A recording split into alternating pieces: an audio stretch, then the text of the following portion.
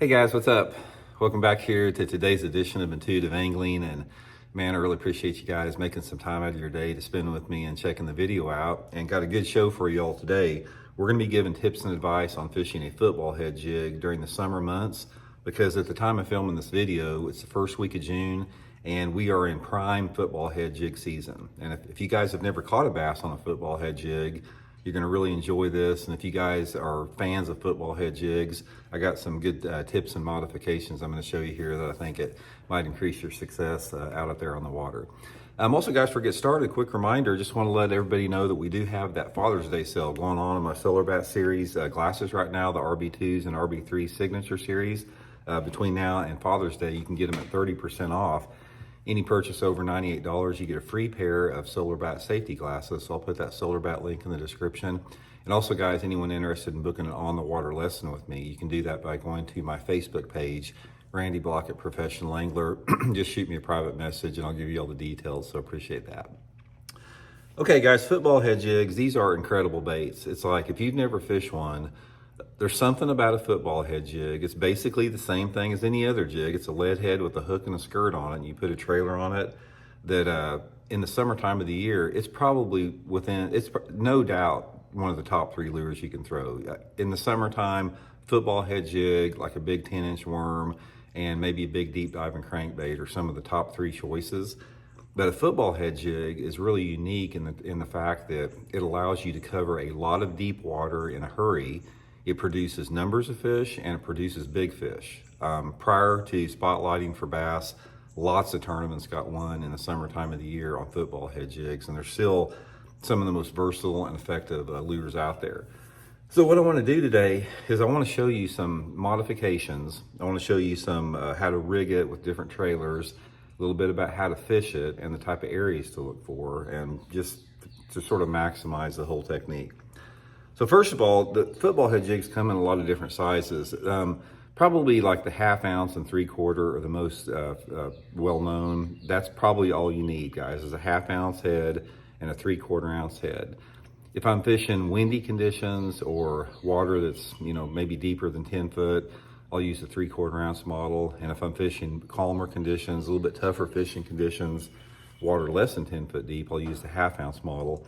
And also, guys, I'll link my Tackle Warehouse link in the description to the football head jig link and the trailers I use. If you guys would like to use that link and get you some baits, a good way to get that and help the channel out too. So that's the head sizes.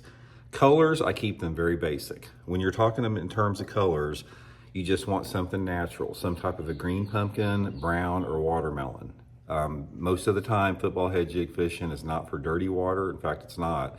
So when I'm fishing the football head jig, I'm in water visibilities, usually 2 foot or over. So given that, any type of a natural color is going to work good. Traditionally, like your black and blues, blacks, black and chartreuses, June bugs, they don't work quite as good on a football head jig since it sort of imitates a crawdad along the bottom. So you want to try to keep it in a natural tint. My 2 favorite colors, if you had me just 2 favorite, would be like a peanut butter and jelly or just a green pumpkin. I probably caught more on those 2 than anything else. So don't get real caught up on the colors there. Okay, now the 2 trailers that I use, there's a lot of different trailers that you can use on a football head jig. Primarily, you always usually want to use a trailer that has some type of a curl tail or a tail that's got some type of an action on it.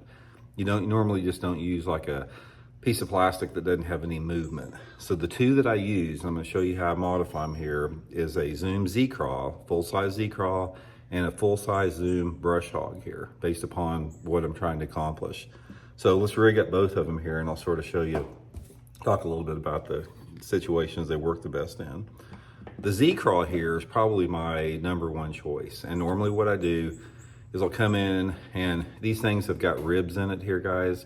And normally I'll come down like 6 or 7 ribs and just cut it off like that, shorten it up a little bit. I'm gonna put my trailer on here. Make sure when you're coming through that you come through right through the middle of your soft plastic, because if you thread it on there and you get off to one side, the bait won't run quite straight as it really needs to. We got that on there like that. That's the setup there.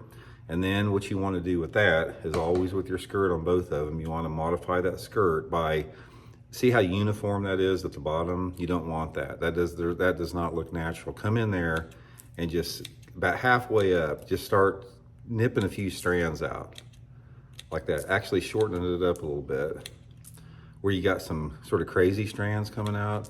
Anytime you see like a complete level skirt, trim it up a little bit. So a little bit more gnarly looking like that.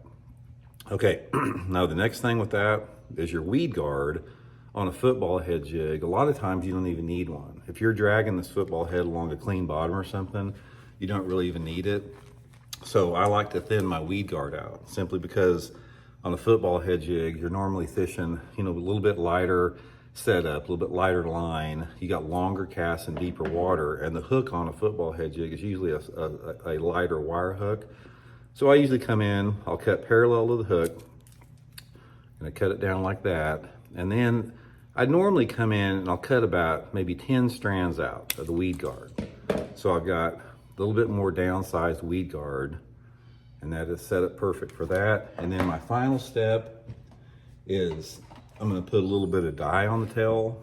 And this is one thing that I have found that is pretty critical. I don't care what your water clarity is just get you some chartreuse dye, dye those tails up just a little bit.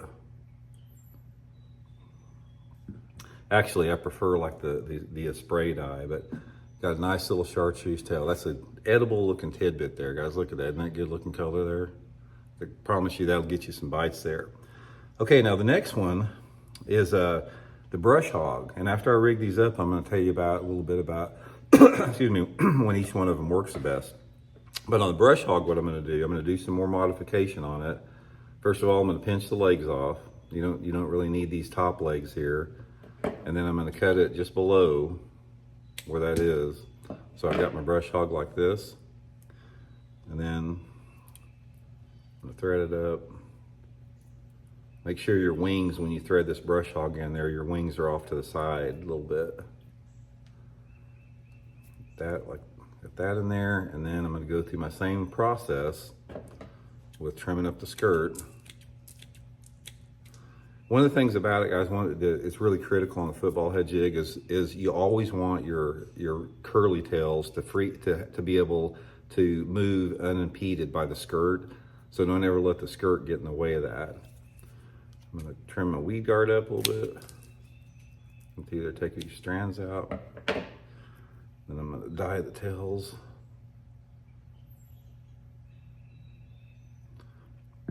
Look at that thing. Now you guys tell me that doesn't look edible to a bass right there. So there's my two setups: brush hog, Z-craw, Zoom Z-craw, both of Zoom. Again, I'll link all that stuff in the Tackle Warehouse link in the description. Okay, so you got your bait set up there. Let's talk a little bit about how you want to retrieve it, how you want to cast it. Now, one of the things that I use with my football head jigs is I fish them on a flipping stick. And there's a couple different reasons for this. Number one is you can make a longer cast with a flipping stick. And number two is you can take up more line on a long cast in deep water. So let's say, for example, I'm throwing it across a long point. I bomb this long cast across this point there, you know, like a 70-foot cast or something, and the water's 20 foot deep. Taking my football head, right here, make the long cast out there like that with it, let it hit the water, let it hit the bottom, and I've got the flipping stick in there. So anyway, real quick before I show you how to do it, the reason you want the flipping stick is that on a long cast, you have more slack in your line. Excuse me, not slack, but more stretch in your line. So on a long hook set, your stretch is going to be magnified a little bit. And that flipping stick, the extra length of the flipping stick, allows you to take up that slack a lot more on the hook set, you know, with that 7.5 foot length on there. And I don't have any problem losing the fish. It just, out of all the rods I've used, it just works better for me, a flipping stick. Megabass Alkalies. So anyway, I'll make my cast out there, let it hit the bottom, and then you want to bring your rod tip parallel to the water. So just like that, and just drag it like that. When you're dragging like that, don't reel, just drag, and then take up the slack as you're coming back, drag it again like that, take up the slack. But the important thing to remember is when you drag it like that, reel the handle fast enough like that on your way back up to where the jig is still moving forward. In other words, don't drag it like this and then reel up to the point where you're reeling so slow that your jig stops. Now, this was a trick that was taught to me by what I consider the #1 football head jig fisherman of all time, which is Frank Divis. He was a co-angler that practiced with me. That's all this dude did, was fish a football head jig for decades.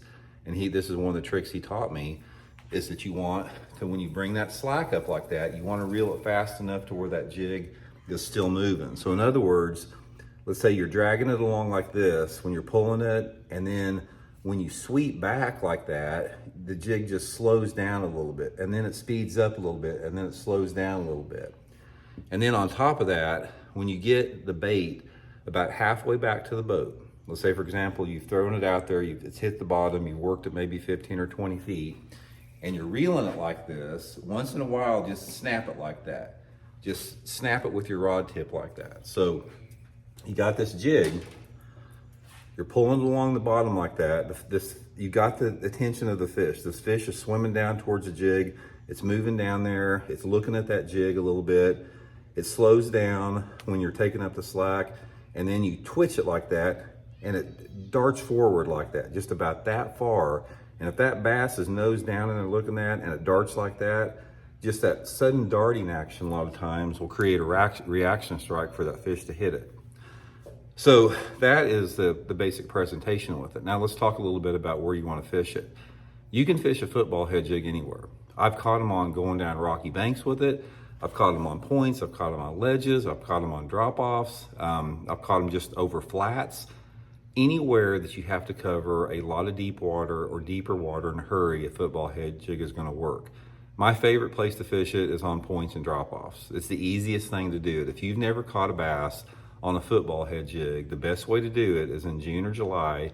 Just go into a major creek arm or get out on a main lake point and just fan cast all over that point. Just fan cast 5 to 25 foot deep. Fish it just like I told you, and just run as many points as you can get.